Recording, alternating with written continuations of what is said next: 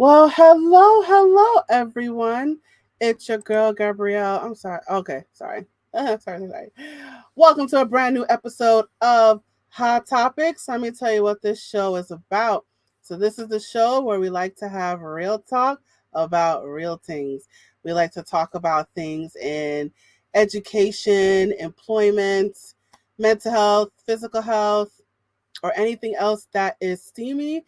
We talk about all these things to educate you, to teach you, as we are under my company, A Step Ahead Tutoring Services. So, of course, this is think of this like an educational program. Think of this as a tutoring session, right? So every episode that I do with the guest is a tutoring session, right? It's a tutoring session for not really for the guest, but it's really for you, the audience member, right? The listener, the watcher. This is all a learning moment for you. And Gabrielle, want you to learn from my podcast as I do these episodes. So today is another learning opportunity. I hope you guys take advantage of it. Let me tell you what the topic is today. So the topic is, how do I talk to my teenager about money? Right? So you got your teenager may have a job, your teenager may be working. How do I talk to my teenager about money? How do I talk to them about saving money, getting a bank account, not spending money on the latest sneakers or whatever, right? So, how do I talk to my teenager about money, right? And I'm sure a lot of you are parents, listening or watching, and you may have that question. This is the opportunity to learn something today, and we're going to talk about that. My guest, who is going to sit on the hot seat, she is going to take the fire and take the heat, and she's going to explain this to you. Her name is Candice Bakx-Friesen, and let me tell you who she is. Oh, I just lost it. Sorry, I gotta pull up her bio. Let me pull up your bio. Give me 1 second. All right. Here we go. All right, so let me tell you. Candice Bakx-Friesen is a certified money coach, real estate agent, real estate, real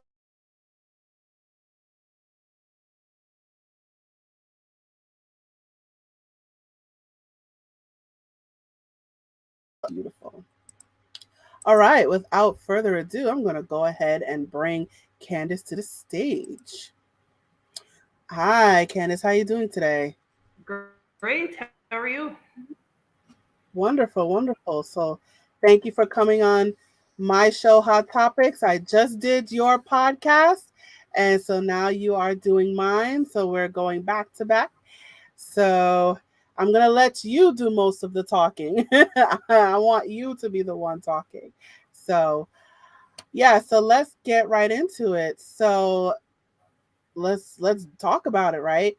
How do I talk to my teenager about money? Where do I start? Yeah, so it's a tough one because money is something that people don't want to talk about, and it's this taboo subject. And if parents didn't do money well themselves, then they don't feel like they should maybe be talking about this with their kids. I know even with my own kids, they're like, how much did our house cost? And it's really easy to be like, none of your business. But, we have to be able to answer these kinds of questions so that kids don't get the impression that money is, again, a taboo subject, that they're also going to not really know what to do about in their life, all these different money topics, whether it's going to school or getting their first house or getting their first job. If they're kind of shut down and there's no real opportunity to talk about money, then how do you ever learn about it? So I think this is a great topic that you're bringing up on this podcast for sure. Thank you. So you brought up an interesting point about your child asking you how much the house costs, and you say none of your business. So why do parents do that? Why do why do they feel the need to protect their child from learning about how much the house costs, how much the car costs? how a mortgage works, right? You know, how a bill works, right? How things just don't come to you, right? You have to pay for these things. So, you Yeah. know, why do parents not want to have this conversation with their kids? Yeah, well, I think again, like if you've never talked about it with your own parents or you got that kind of answer from your parents, then you think, well, that's just how I'm going to respond to my kids too, right? We tend to sort of pass the same thing on generationally to our kids of how we were raised too. And the other thing is judgment, right? So if we're not doing money well, we don't want the kids to know. We don't want to know. We don't want them to ask how much debt do we have. We don't want them to ask all those questions. So it's easier just to brush it off, hope they don't ask any more questions, and move on. Not the best thing to do, but that's what most people do. So when you say judgment, what do you mean?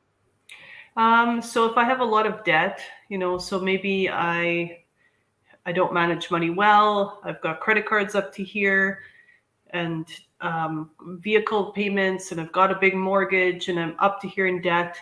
And now the kids start asking me questions about money. That's not something I want to talk about because it's a really stressful part of my life, right? So most things with money we don't talk about. We don't want to even think about ourselves. Um, we don't want to have those money conversations with anybody, never mind our kids, right? So we don't want them asking questions. We don't want them to judge us. We don't want them to know how much debt we have. So, fast forward to when you're starting to deal with your parents and aging parents, and you ask them, hey, what's your end of life plan? A lot of times they say the same thing. It's none of your business. I'm not telling you about how much money I have. So it doesn't matter what age people are. It's a conversation people don't want to have. And I think if you grew up in a family or if you have those money conversations, you don't realize how blessed you are. So are you saying, from what you're saying, it sounds like it's a sense of pride, right? So I think it's, well, not, well, I don't know about pride, but maybe it's more of a fear that Yeah. if my kids know that I'm struggling, they'll worry. So there's a sense of, I don't want them to worry, I don't want them to freak out, right? Or I don't want my kids to know, or just a sense of like they don't want to have a deep conversation about, like, what is debt and how do you get it, and I'm getting a sense of, I think it's more of fear. I think it's what it is. Yeah. It's a sense of fear. I don't want my kid to worry. I don't want my kid to stress out. I also don't want my kid to learn how to get here. I don't want them repeating the same mistake. Is Yeah. that right? Where am I on that? Yeah, I would say definitely, yeah, either fear or avoidance behavior. Anytime you have some type of problem, you just want to avoid it, right? So, Mhm. yeah. The thing about money too is that it's emotional, right? So we're usually purchasing things because we're dealing with some type of emotion. So I got a raise at work. I'm going to go spend money because I deserve it. Look how good I am. I got a raise at work. Or, man, I hate my boss. I'm going to go, and sometimes we deal with stress by like emotional eating, right? That's something that people talk about. But there's also emotional spending. So I hate my boss. I'm going to go blow a whole bunch of money at the mall to make me feel better. I got all this clothes. I come home. I've got all this credit card debt now. And it's just this vicious cycle of trying to deal with stress upon stress upon stress, right? Instead of really addressing the root cause of the problem. So we're emotionally trying to deal with um, issues that we have in life by spending money or keeping up with the Joneses or whatever that is, right? Yeah. So it's an emotional attachment. It's a coping mechanism, Yeah. right? So, when I'm stressed out, I want to go shopping. I want to go get my nails done, right? So your the way that you deal with emotions is by spending money, and so you're putting the two together. So now when it comes to the teenager, right? The teenager is watching that and the teenager is learning that. Right. Do you think that's true? Yeah, definitely. Yeah, and so I think you have to be very intentional in what you teach your kids, but also recognize that, you could tell them one thing, but they're watching you do something different, right? So in order to really teach your kids the best money habits, you're going to have to make changes, which again is uncomfortable and people don't want to change in life, right? But yeah, many of the topics that you covered that you were just briefly talking about are a good place to start, right? So you can even start as young as, I think, 4 or 5 years old talking about money. And no, kids that are 4 and 5 don't really understand dollars and cents, Hmm. but they understand needs versus wants. They understand we're all in this together. We're going to help each other out as a family. We work together. So if their older sibling is, sweeping, they're like, I want to sweep too, and they can help with the dishwasher or they can have their own chore, right? So Hmm. it's not directly money, but it's those good habits of work ethic, knowing, if I said to my kids when they were younger, they're like, I want another Lego set. I'm like, okay, well, should we buy Lego or should we give some money to the homeless right now? Because it was around Christmas, right? And that's often what we did around Christmas. And they're like, no, give money to the homeless. Like that's like they get it, right? They know what makes more sense and what's the right thing to do. Um, so it's those kinds of teaching moments as you go. When you're in a grocery store, what should we buy? This one or this one, right? The no name or the brand name. Or, it's not on our list, so we shouldn't be buying this. We got to plan ahead and stick to our shopping list. So it doesn't have to be like big teaching moments. It's often just the little things day to day, but talking about it and explaining why you're doing what you're doing. So how do you even start the conversation? What do you say? So it depends on the age. If they're young kids, then it's a lot of what I was just saying, those small teaching moments as you go. I think as they become teenagers, 12, 11, 12, you want to start introducing an allowance.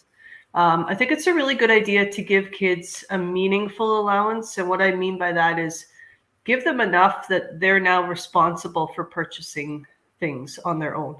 So if you think, okay, well, my son's budget for clothes for a year, we live in Canada, so we need lots of different clothes up here. We've got summer, winter, and everything in between. But let's say the budget is $500 a year or $700. So here's the money, right? And you're responsible for your clothes. So if they blow all that money in the first month, they've got problems.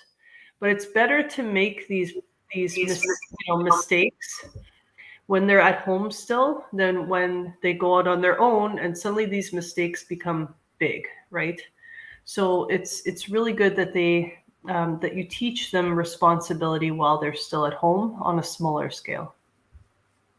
So something like, so in terms of an allowance, so not like $50 a week, like something something meaningful, something like what, like 100, $200 a week. You're saying like $500 a month. Give, I give think me you have give me to a number. I think you just have to figure out how much you would spend on your kids, right? So let's just use clothing for an example. So, how much would you normally spend in a year on your kids for clothing? And then break that down for them and say, okay, normally I spend, let's say, $800 a month on clothes, or sorry, per year on clothes for you. So, you're going to be getting that $800. And, and now you have to figure out how you're going to spend that money. But then, do they know where? Do they know where clothes come from? Because I feel like they feel like it grows out of trees, right? So it's like this is, so then it's a teaching moment. Like you Yeah. have to go to the store to buy clothes. You have to, well, what does it mean to buy? What does that mean? Like, in order for you to get this shirt, you have to read the price tag, you have to count the change, you have Yeah. to know, you have to, in order for you to get this shirt, you have to give the cashier this money. So now you're teaching them about trade. Yep. right? In order to get one thing, you have to give another, right? Yeah, and some kids are like, I want brand name everything, and the next kid's like, I'm okay with secondhand clothes. Well, then you got lots of money at the end, right? Left over. So it's those kinds of decisions, and knowing those are life decisions you're going to make as an adult too. And then again, they're going to have the conversation. They're going to be asking the questions. So that's just one example of a really easy way that it's not costing you necessarily extra, right? In Mhm. terms of an allowance, but it's just looking at what would I have budgeted anyway for my child in terms of clothes or maybe spending money, if they go out to the movies or whatever they do with their friends, gaming, etc. So what are you normally spending on those kids anyway? And now just giving them the responsibility over that money. So now, I know we're talking. I feel like these.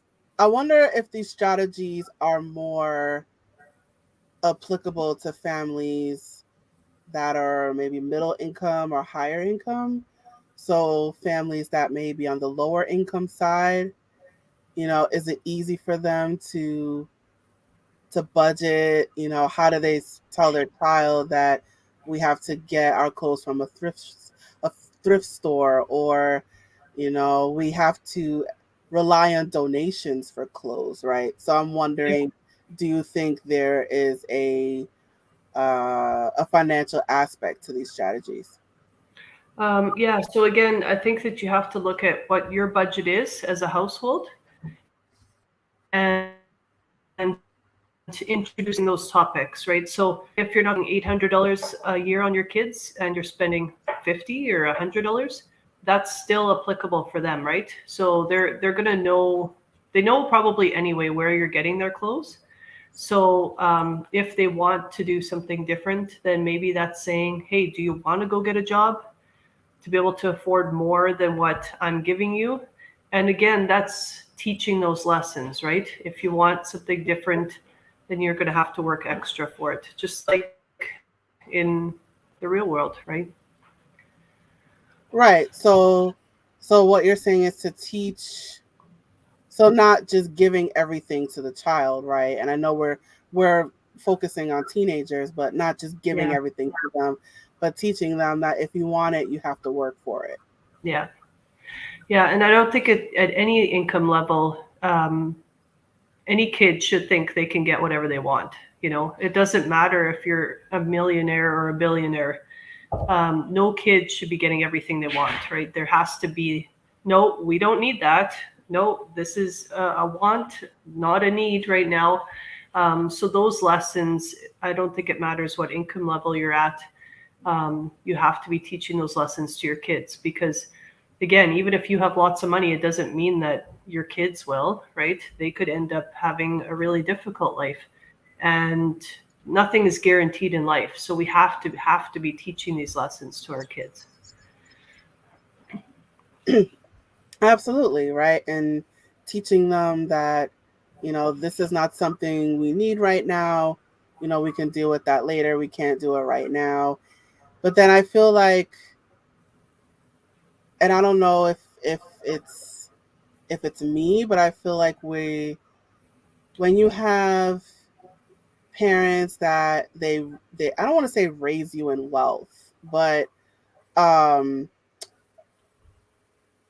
I don't know how else to say it. But when you're raised in wealth, right? That's all that the kids know.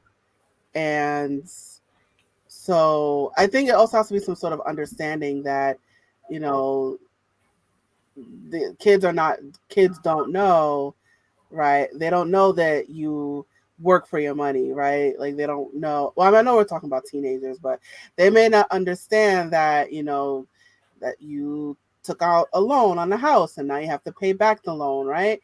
Yep. So they may not understand that, and so that's where you have to explain Yeah. that we we didn't, we borrowed the house from the bank, whatever. So Yeah. we Yeah. have to pay that back, right?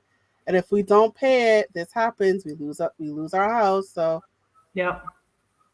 Yeah, those are real life things. And again, I think in today's world, people want to just shelter their kids from stuff, but that's not the right thing to do.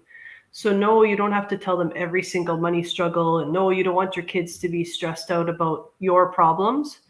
But in the same token, you still have to teach them that, in the real world, there's going to be payments. You can't just say, here you go, hope for the best, right?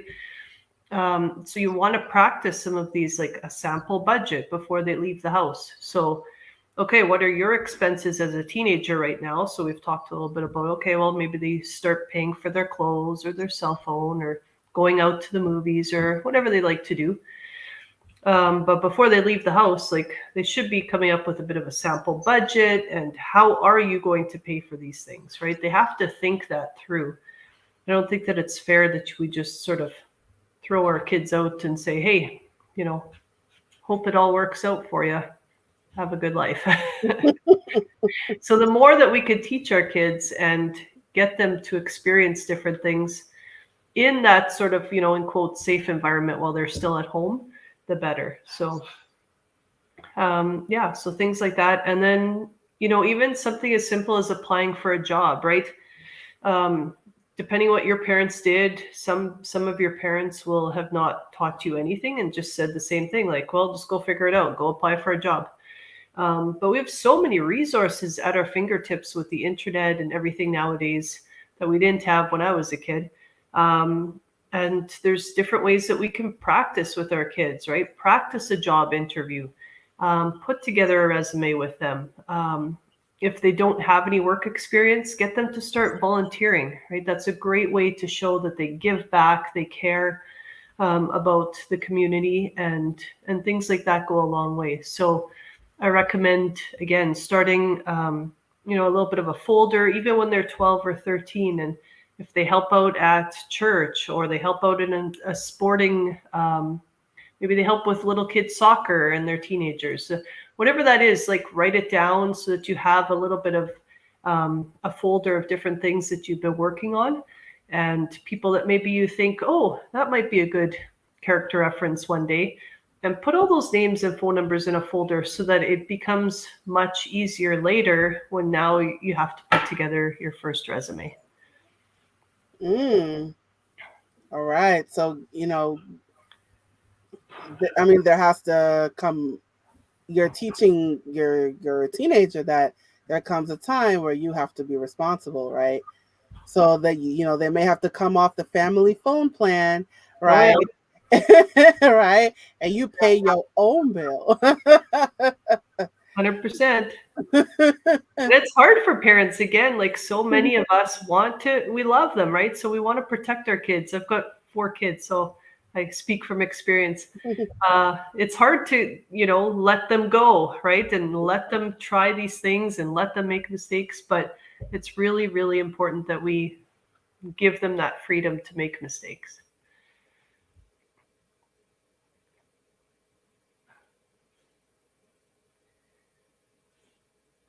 Right, so when, let's say, you give them a phone bill and you teach them that and they don't pay the bill, right, what happens? Like the money accumulates, right? So Yeah. this teach them, when you don't pay your bill, what happens?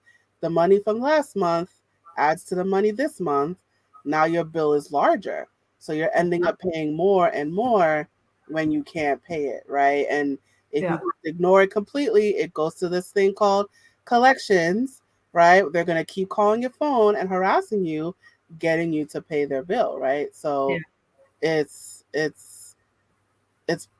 the phone is it's while it's a luxury to you, it's sort of like you're paying a company to give you those services. So they want their money, right? It's a service that they're giving to you, and you have to pay people for that service. So interesting. Yeah. So now, Yeah. And go ahead. Sorry. oh, yeah. And if you think of it as a phone bill, like that's a small mistake that a kid could make.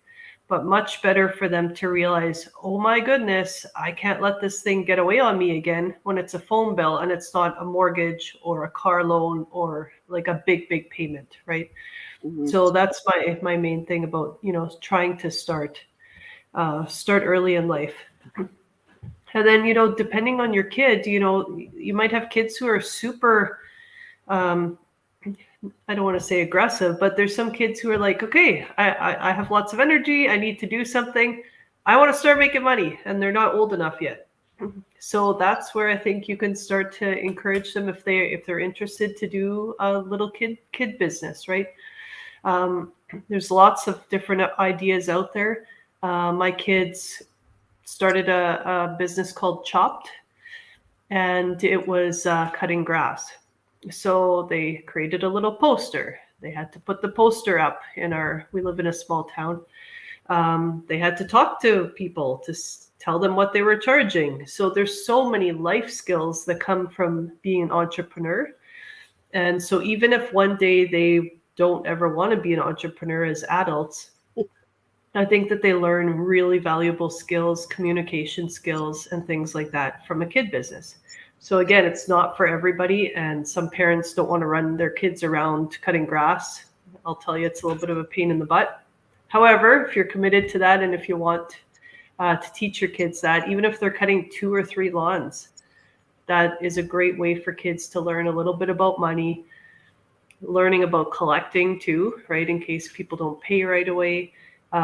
Maybe they didn't do the greatest job and they get correction. So learning how to deal with that and overcoming objections and all kinds of different life skills from having a little kid business. So whether it's that or babysitting or baking, you could sell baking, cleaning. There's all kinds of stuff that kids can also be doing if they're interested in that.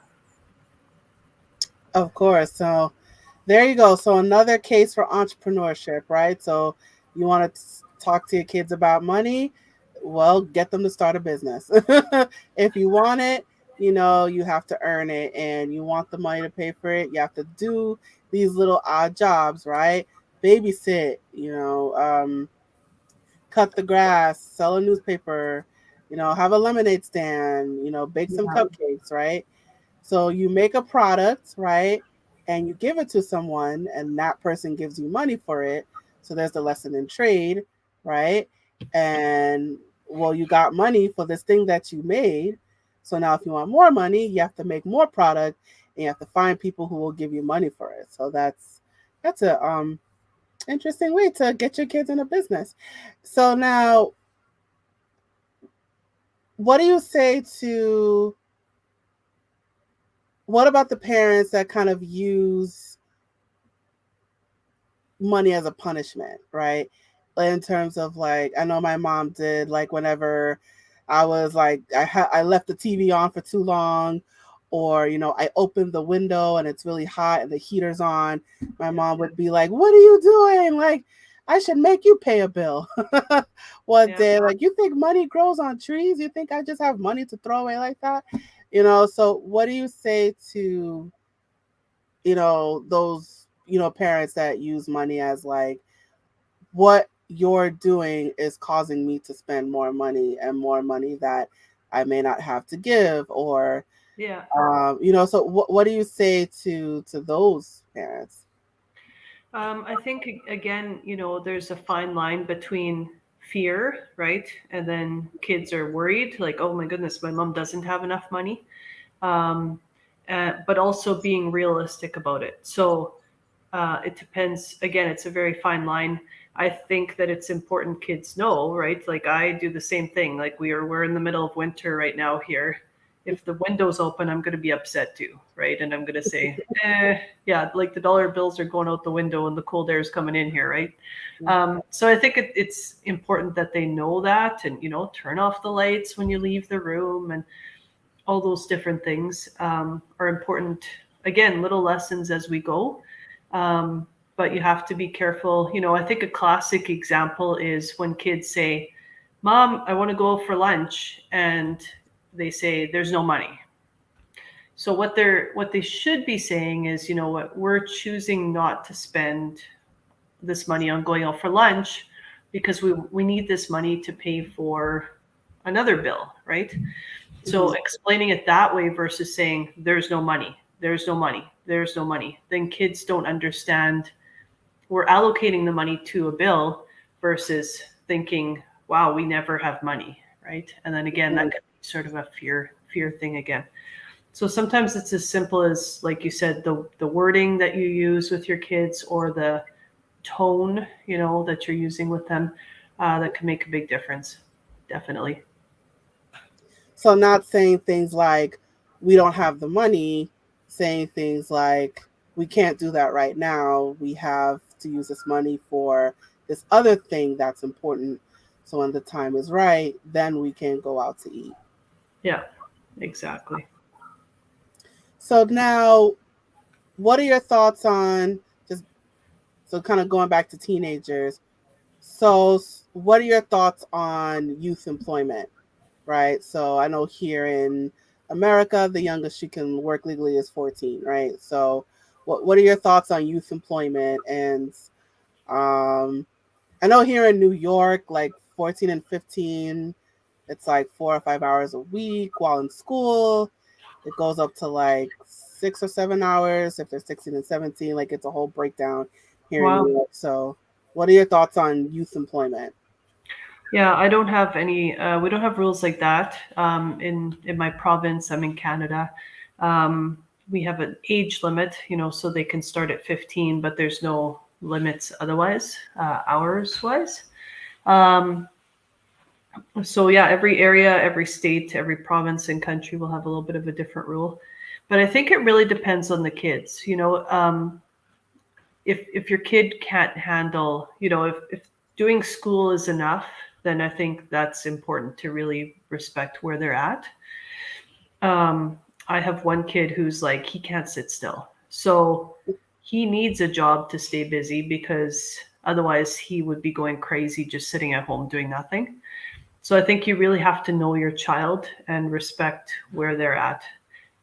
Within a family you can have I have four different kids. They're all very different in terms of their strengths, their interests, and again, that I got to keep busy versus, hey, I'm cool just sitting on the couch, right? Mhm. So it's having those conversations and seeing where kids are at and also what their goals are. Some kids are like, I'm cool with where we're at. The next kid's like, I want to be a lawyer. I got to figure out how to save up money. I'm going to school, right? Mm. So every kid is really different. Um, and other times kids are into extracurricular activities or they're into sports or they love to play violin. Um, you know, Working is great and making money is great, but in the end, they're still kids, right? So you really have to see where they're at, and I think um, still let them be kids. So now, so you may have, when kids get all that money, right? So it's one thing to get an allowance, right? And now you're 14, 15, and now you're getting $500, $600 a week. So now you're seeing a lot more money than what you got as an allowance. So now it's like, oh my God, right? So how do you, and what if you have those kids that just kind of blow off all their money on video games, right? And Yeah, then there's the thought of, well, you said if I work for it,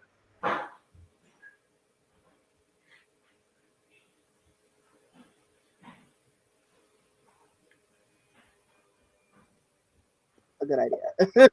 Because now you keep spending, now you don't have any money for other things.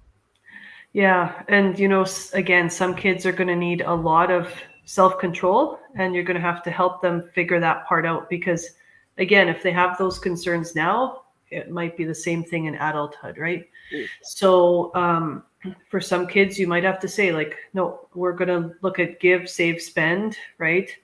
So, how much do you want to give from every paycheck before the money starts coming in? Having these conversations. So, okay, I understand you want to get a job, son, but what are you going to do with that money? Let's think that through. So, if you're getting a lot of money and you don't have a lot of expenses right now because you're still living at home, maybe you want to put a larger portion into savings And, if they feel like they won't be diligent about that part of it, then, sorry, then maybe it's creating a savings account that they can't touch, right? So helping them think that through. And again, just because one kid has a weakness that a different kid doesn't have, it's not like, why can't you manage this or why can't you get it together? But hey, like we all have weaknesses. So how can we help you figure that piece out? Right. And absolutely, you're right. And now, like I said, I kind of just what I said before. I think I said it on your podcast about kind of figuring things out on my own. So I think it's natural, and just kind of thinking of yourself as a kid, right? And that you're 15 and now you're bringing home $400, $500 a week, right? That's a lot of money to a kid, right?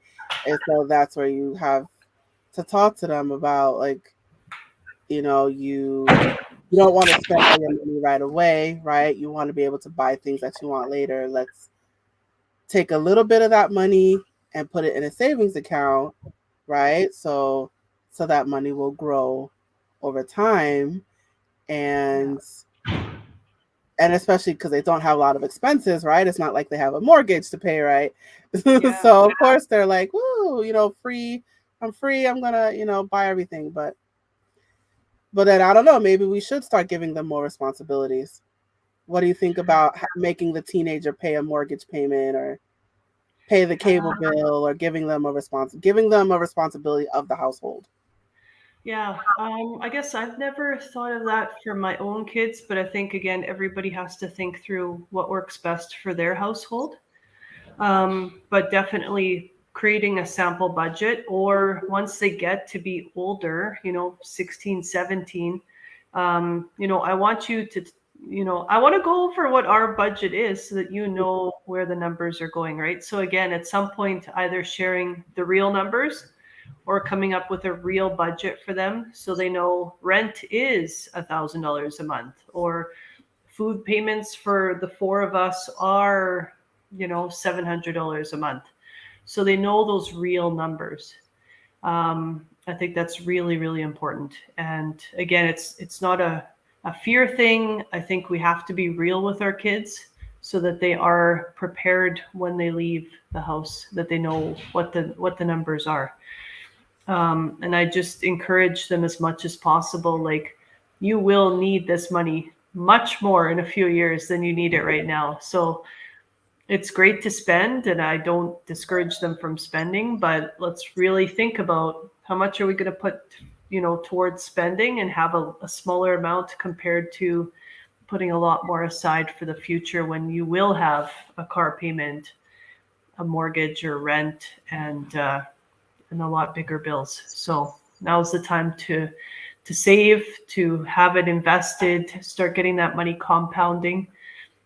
Because even if it's a few years, it can grow a lot in a savings account, um, until you need it, right? When you're in university or you're moving out. So So now, I had the thought on my head. So now, what do you think about there's all these different things out there for kids now in terms of where to put all that money, right? So it's like, now there's debit cards for kids, right? There's I don't know if there's a savings account, but a lot of banks have, like, parents can open up a bank account for them, right? Or they may have a payroll card, or they may have a debit card, right? So yeah, there's all these different programs for kids to put their money into, right? yeah, So that do you think that helps the teenager manage their money better? The fact that they can just get a bank account, or that they have a debit card or a prepaid card. Do you think it yeah, actually helps them budget, or just helps them overall? yeah. Well, and I talk about that when I do my when I host my teens and money course. We talk about that. Should you have a debit card? Should you have a credit card? Should you use cash, right? And there's different benefits and disadvantages to all of them. And again, I think that's going back to like, what are my strengths, right? You could have a kid who's very good at budgeting. They'll never overspend. They're very careful with their money. And that's just, again, their character. Um, I have one son who, if we go to a restaurant, he'll be like, "Why are we here?" He's stressed out. He's like, "We could be eating a hot dog at home." And then my other son is like, "I want to order the steak." I'm like, "You're not ordering steak." So from the same household, you have different money management and ideas and stresses within two different kids that grew up in the same house, right? So it really depends on the kid. So if you're having a hard time budgeting, debit card is the best, right? Because as soon as the money's gone, the card's not working anymore. Whereas a credit card can get you into trouble a little bit more. And cash is very visible, right? So again, for some kids, it's like, okay, here is the $10, and I'm giving it to the clerk at the store, and that was really hard to actually give that money instead of just tap tap tap, right? So I think, again, it's experimenting with your kids, it's having those conversations, and if the money is gone before you are getting paid again, having that conversation of, okay, well, for next pay period, how about we try cash? How about you try cash instead, and see how that goes. Um, and obviously, there's downsides to cash too, like theft and everything else, right? So, um, yeah. So I think it's experimenting and letting kids try different things again while they're at home. And using that opportunity to teach them, like when you spend the money away quickly, it goes away quickly. Right? Um so and then teaching them to, take a little bit and put it in savings, so that you always have this money as a backup. And if you want to save towards a goal, Yeah. you have that savings account to do that. And I think, I think there's like pros and cons to having all these programs out there, in terms of like, if a 16-year-old can have a debit card, so Yeah. um I think there's pros and cons to that. But Yeah. it's easier, and especially a lot of things are online now, and with credit cards and debit, and all you have to do is put it in, and so they're more likely to spend more, with Yeah. the debit card system and all that. So I think there's pros and cons to that. So now, I think overall the message that we're saying is, if you want to talk to your kids about money, I think the lesson is, one, don't shy away from the conversation. Is that fair to say? Yes, definitely. Have the conversations. Yeah. Kids are wondering, right? Whether they're saying it or not, everybody at that age, if we think back to when we were teenagers, I was like, how am I going to do this? Right? I didn't want to ask my parents because they were doing well and they had, businesses and stuff. But I was like, I got to figure this out. Like, I'm too proud to ask them. Right. So I was that personality. I got to figure this out on my own. So I tried to, think about all these different things, but in the end, it was still that, like, okay, they're doing it, but how am I going to do this in a couple of years? So I think every kid is wondering how they're going to do it. Really, it's just part of being a teenager and starting to think about moving out, right? Where right away it's like, how am I going to pay for food? How am I going to pay for rent? So instead of having them wondering, start bringing it up, even if it's just little things, right? Today I got to pay rent, and on the first of the month, the rent is due. So from the last two paychecks, I got to save up, $500 from each one so I could pay my $1,000 of rent, for example. Just little things like that. And kids go, oh, okay, that's how you're doing that. Even if they're not talking about it, they're listening, they're watching, and taking it in. Not being and not saying it in a, like, not using fear tactics. I know that's another lesson that we're trying to share is, while yes, you're having the conversation, but don't use fear tactics. So things like, I have to work for this money, and You can't be spending it on whatever you want. Like, all of this doesn't grow on trees. Like, or don't cry over spilled milk, right? So, not saying it in a way that is scary to kids and making them Yeah. worry that, everything, every little thing that you do could, make us end up poor or something like that. Or Yeah. Yeah. is was that also a fair thing to say as well? Yeah, definitely. Yeah. And the spinning it to the positive, right? Like, man, I'm so grateful for this job that I have instead of, oh, I got to go to work, right? I'm Hmm. really grateful that I have this job because it allows me to pay for these bills. So again, there's always a way that you can spin the money part to positive, even if it's in a struggle. Um, I've been in struggle situations too, where I bought a business and it completely failed and lost, probably $70,000, right? Hmm. That's not easy to go through. But in the end, it's like, okay, yeah, you know what, that happened, but we got to keep moving forward, right? And what are we going to do about it to move forward? And yeah, learned a lot through it, obviously, any of those kinds of big lessons.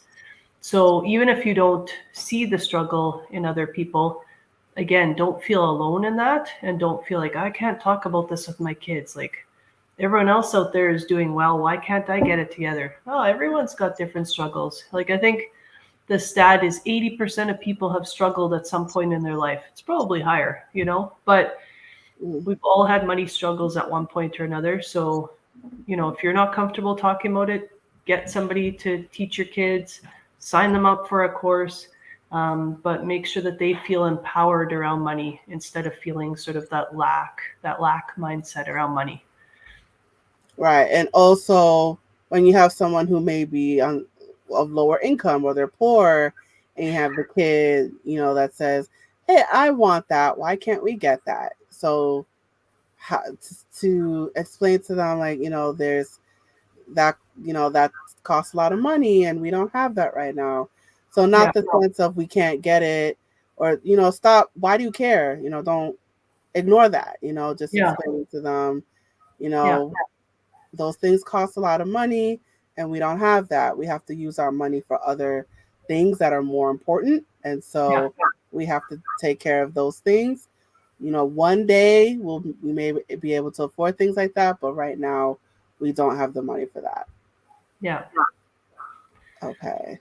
yeah, And let's see, what else? What other lessons? Oh, and then teenagers working and teaching your kids, if you want to do something, you have to earn it. Is yeah, that another another fair thing to say, right? yeah, yeah. And that emotional spending, like, Hmm. let them know that's how people spend money, right? Like, kids might not recognize it, but we all do it. We all have spent money emotionally. So let them know, you got to watch out for that kind of thing. You got to plan ahead. It's so easy now with things like Amazon. I want a book and it better be here tomorrow. Like, Hmm. back in the day, we had to, for us, being in the rural area, we had to drive an hour to the store. We had to see if they even had the book that we wanted. Maybe they don't have it or it's out of stock. And then we have to go back in a couple of weeks and see if they have it again, right? Like, so it was not so easy to just spend money, right? People go on their phone, they buy things through Amazon when they're half asleep and they wake up with the phone on their chest and they're like, hey, did I just buy something? So again, like, okay, what are the guards that we're going to put around ourselves to not do those things, right? So for myself, if I want a book, I screenshot it and I think about it for at least 2 weeks before I buy it. So those are just little rules that I've put in place for myself to stop me from quickly spending money, right? I got to think about this first. Do I really want that book? And maybe in 2 weeks, I forget about the book already, right? So then I didn't really want it anyway. Interesting. That's an interesting strategy. I want it. I'm going to screenshot it. I'm going to think about it for 2 weeks and decide, do I still want this book? Yes or no. And I think also, just I would say, I don't know if your parents done this to you, but my parents are like, back in the day, I didn't have all this. You Yeah. know, like y'all living in a paradise. I had to, even though I kind of do it too now, but you get to order things from a phone now. I had to go through a menu, like I do that. You Yeah. had to pull out a menu, you had to look for it, you had to call, like, no, y'all got apps now, so Yeah. we had to go to the grocery store and get our groceries. Now y'all could just get it from Instacart. So what do you so I find that generations, they tend to compare Yeah. things, and I know I personally discourage that. It's not the kid's fault. You could buy things from a phone now and press a button, but Yeah. what are your thoughts on, and generational perceptions of money? I think that it's important. I think it is important to bring it down to some sort of level that kids understand how fortunate they are. And maybe it's not comparing to what we had as kids. When you were telling your story, I was thinking, yeah, I remember getting a microwave and when I was a kid, and we didn't even have a microwave back then, right? That was a new thing when I was a kid, right? So definitely there's still been so many changes um, over the years. But, even to have your kids realize, like, you know, in North America, we're still so fortunate, right? Compared to 90% of the world.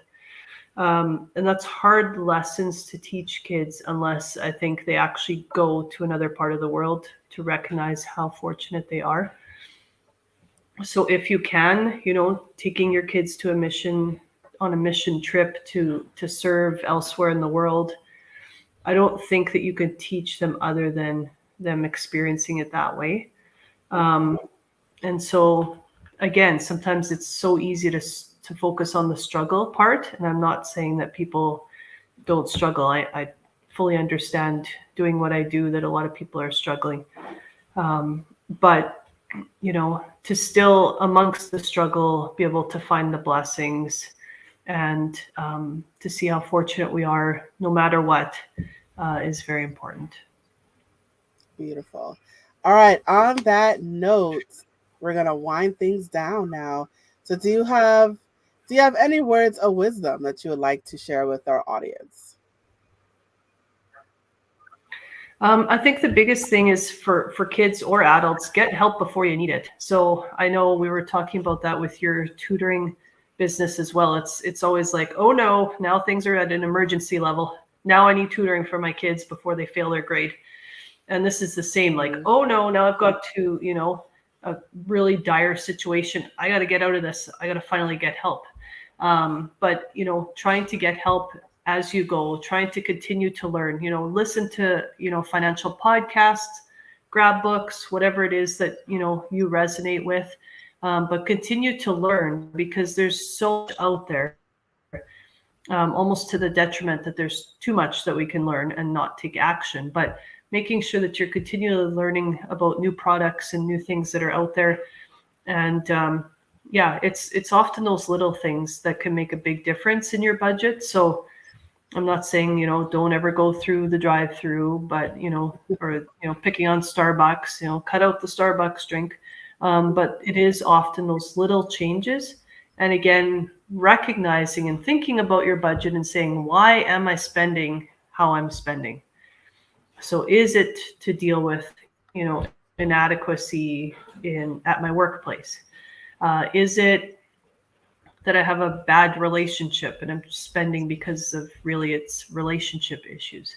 Um, so maybe it's a partner who's hiding money. There's addictions, like all kinds of different things out there that people deal with. But try to get help as soon as possible is, I think, the biggest thing. And having that money mindset of like, you do have the power to make change. So even when you feel like my situation is so dire, there's always something that we can do to make even a little step further and to remain hopeful around money. Hope that you can have a better financial future is really important. Thank you so much. That is wonderful advice. And thank you so much for being on my show. And this was a very interesting conversation. So, you know, I'm loving the direction that it went.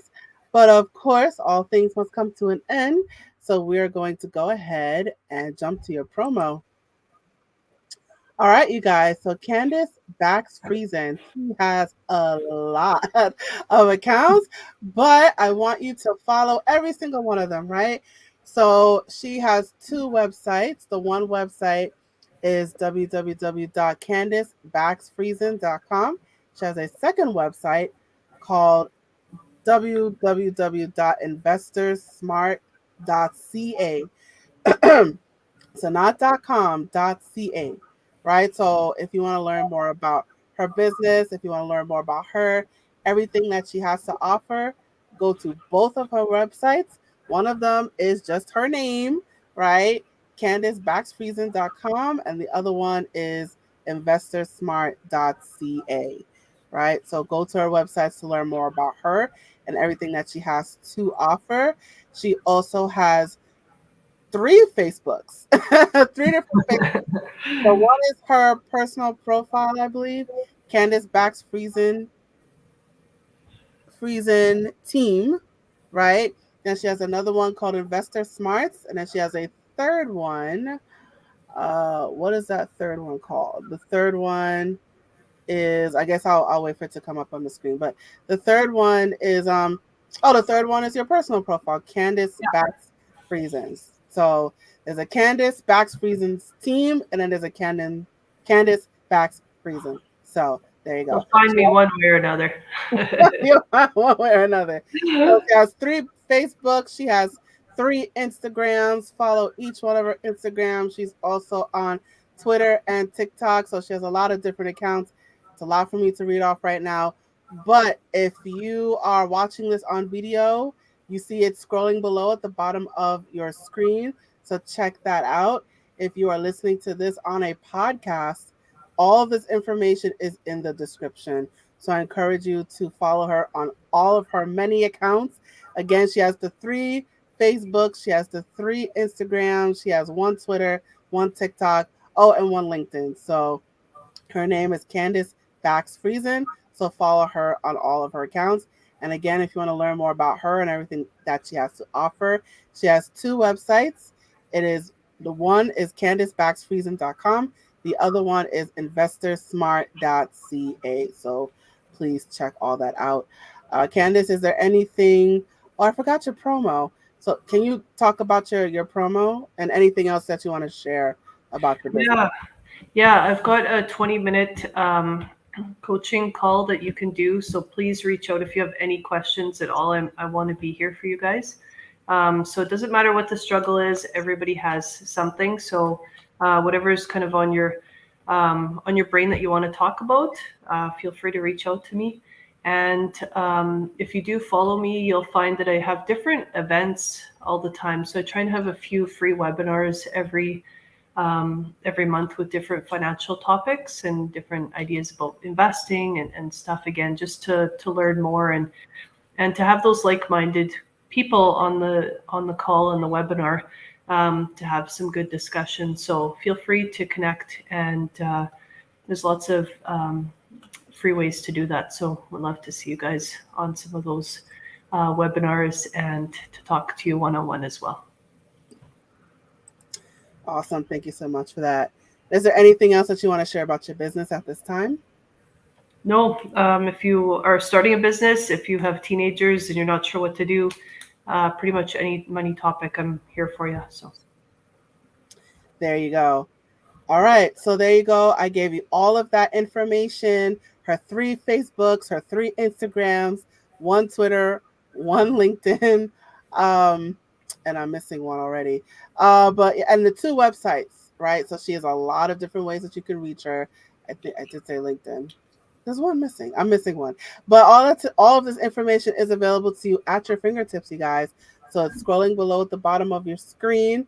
For those of you watching this on video, if you're listening to this on a podcast, this information is in the description. So one way or another, this information is out there for you. Candice, thank you so much for joining me today on Hot Topics. This was awesome. Thank you. Have a good night. All right, I'll place you backstage. All right, and it is you and me, guys. So like I said, all good things must come to an end. So now it is time to wrap things up. So, you guys, I just want to remind you that Hot Topics is a production of my company, A Step Ahead Tutoring Services. So, we briefly mentioned the tutoring part, but if your child is struggling right now in school, whether it's with homework or projects or classwork, or they just need time management skills, or they're not getting it done and you're stressed out and you don't know how to, to deal with all that, reach out to us. Our website is www.astepaheadtutoringservices.com. Reach out to us for a tutor. We provide in-person tutors for our local area of New York City, and we also do virtual tutoring as well. Our clients are limited to the US. So for anyone in the United States, our services are available to you. I know we have some international listeners on our podcast. So right now, we don't serve international people right now, but that can always change in the future. So you never know, right? But right now, we are limited to the United States. So if you are in the United States, our virtual services are available to you. Reach out to us again. I will give you our website. It is www.astepaheadtutoringservices.com. You could also find us on our social media platforms. We're on Facebook, we're on Instagram, we're on Twitter, we're also on YouTube and Eventbrite and WhatsApp. So check us out on all of those platforms. You can reach out to us that way. And I encourage you to follow us as well. Please follow us on our social media and stay in touch with us as well. You could also email us success@astepaheadtutoringservices.com. And you could also call us or text us. Text is preferred. You could call or text us at 347-762-2838. That information is scrolling below at the bottom of your screen. If you're watching this on video, if you're listening to this on a podcast, all of this information, of course, is in the description. And I encourage you guys, please let us know your feedback about this episode for today. Drop a comment in the comment section, drop a star, drop a note, drop something, but please let us know your feedback about this episode for today. I will appreciate it. Thank you guys so much. All right, you guys, I did a lot of talking for today and my throat needs a rest. So I am going to wrap things up. So thank you again for joining me on Hot Topics. I look forward to you joining me again on the next episode. Thank you guys. I am now signing off.